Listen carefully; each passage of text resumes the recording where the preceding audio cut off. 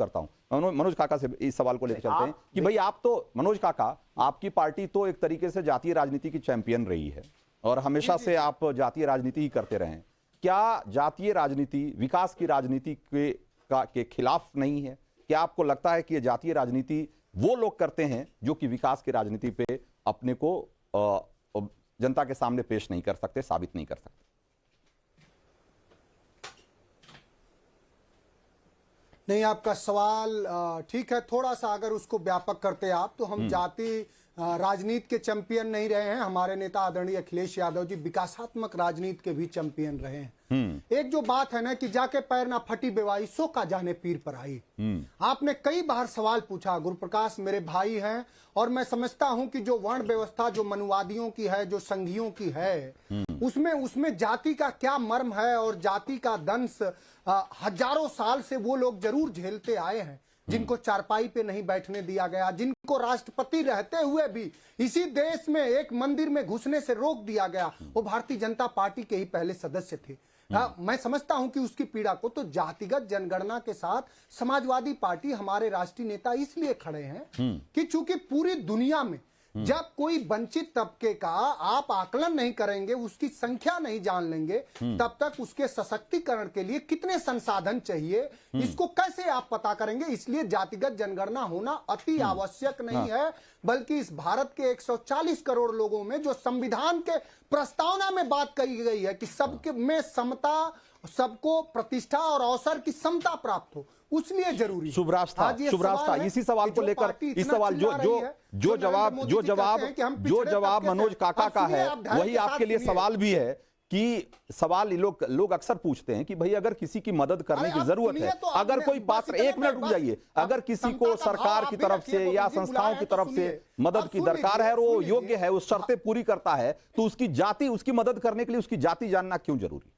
क्यों जरूरी है किसी आदमी की मदद करने से पहले पूछना कि तुम्हारी जाति क्यों है? अगर वो बाकी सारी पात्रता पूरी करता है, सारी शर्तें पूरी करता है, वो गरीब है, वो पिछड़ा है या वो वंचित है, तो उसकी मदद करने के पहले उसकी जाति जानना ये क्यों जरूरी है? रंजीत जी, मैं दो टूक बोलूंगी। उसकी जाति जानना राजनीति के लिए मिल रहा है ना, जाति जानना जरूरी बात नहीं है, उसको अवसर ही नहीं मिल रहा है ना। अरे तो अवसर देने के लिए आपको किसने रोका?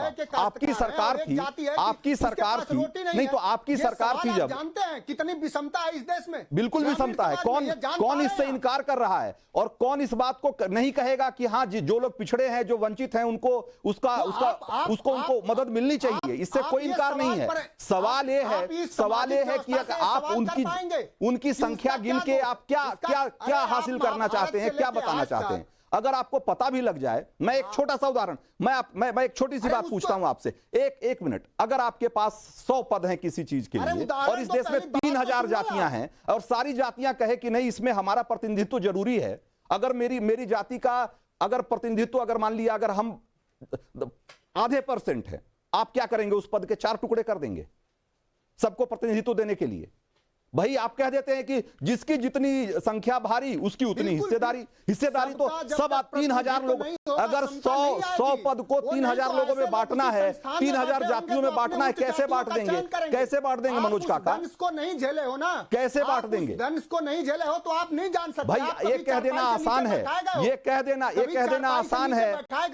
कह देना आसान है मनोज काका कि आपने जाति का दंश नहीं झेला इसलिए नहीं समझेंगे। आपको ये बात आपकी और आपके कम से कम आपकी जुबान से बात बिल्कुल शोभा नहीं देती, इसलिए क्योंकि आपकी पार्टी के जो बड़े पुरोधा रहे हैं, वो लोहिया से लेकर और जनेश्वर मिश्रा तक, वो उन जातियों में से नहीं थे, जिनकी आप बात कर रहे हैं। लेकिन उन्होंने समाजवाद की और समानता की लड़ाई में सबसे बढ़ चढ़ कर हिस्सा लिया ना।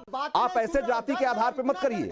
मैं सच कह रहा हूं तो इतना डर गए कि मेरी बात ही नहीं सुनने दे रहे। डरने वाली, मैंने तो आपको आईना दिखाया, कि आपकी पार्टी के बड़े नेता जनेश्वर मिश्रा कौन थे? क्या जनेश्वर मिश्रा से भी आप पूछेंगे कि आपकी जाति क्या थी?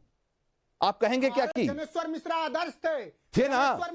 तो आपके पास जब कोई तर्क नहीं होगा, तो सामने वाले की जाति आप पूछने लग जाएंगे। जनगणना चाहते थे, आपको नॉलेज भी है, कैसे पत्रकार आप लोग हो जाते हो यार? कमाल। कुछ भी नहीं जानते, कैसे कैसे लोग क्या बात कर रहे हैं आप? मैं यही तो पूछना अभी आपने मुझसे क्या कहा? वो जातीय आपने कहा जनगणना के पक्ष में कि कौन आप लोग नहीं चाहेंगे समझेंगे कि भाई। देश में जो वंचित तबका है उसका आर्थिक, सामाजिक, राजनीतिक हक मिले।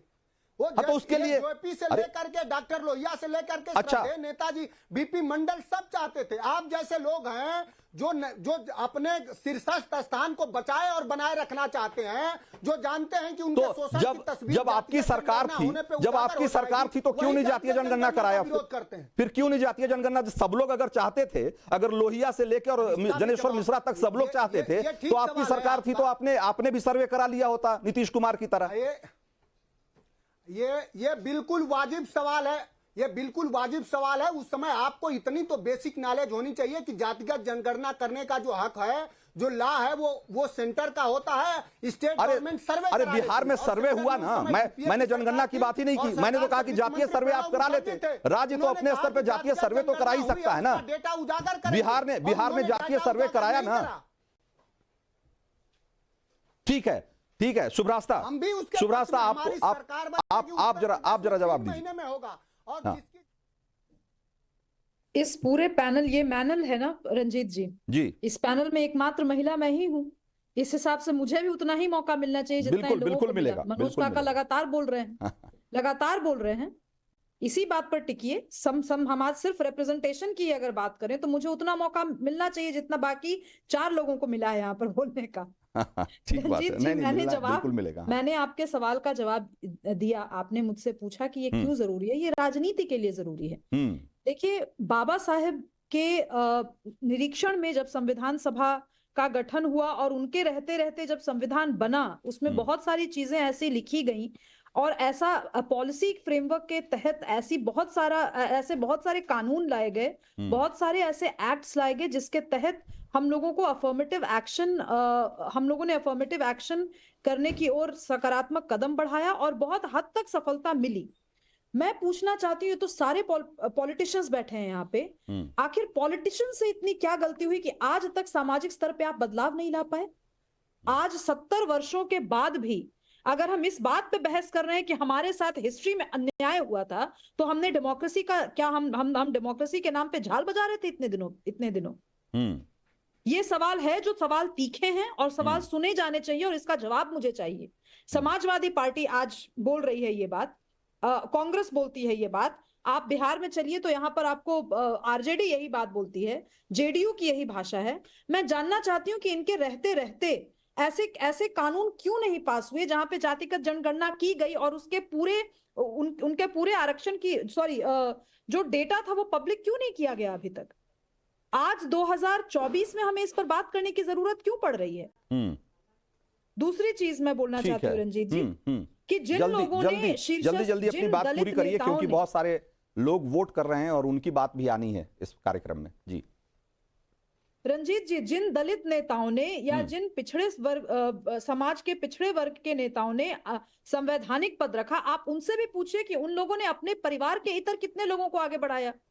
पूछिए ना। आज मैं नाम ले लेकर नहीं बोलना चाहती, लेकिन मनोज काका को ये सवाल ज्यादा समझ में आ रहा होगा। मैं सवाल लेकर आगे जाऊंगा, लेकिन उससे पहले जरा एक बार देख लेते हैं कि सवाल नंबर 2 और 3 के रुझान क्या कहते हैं। सवाल नंबर 2 हमने पूछा था कि क्या आनंद शर्मा की चिट्ठी सीधे राहुल की नीति और नेतृत्व को चुनौती है या उस पर सवाल है? क्या कह रहे हैं लोग? हाँ मानने वाले लोग कि हाँ, ये राहुल का नेतृत्व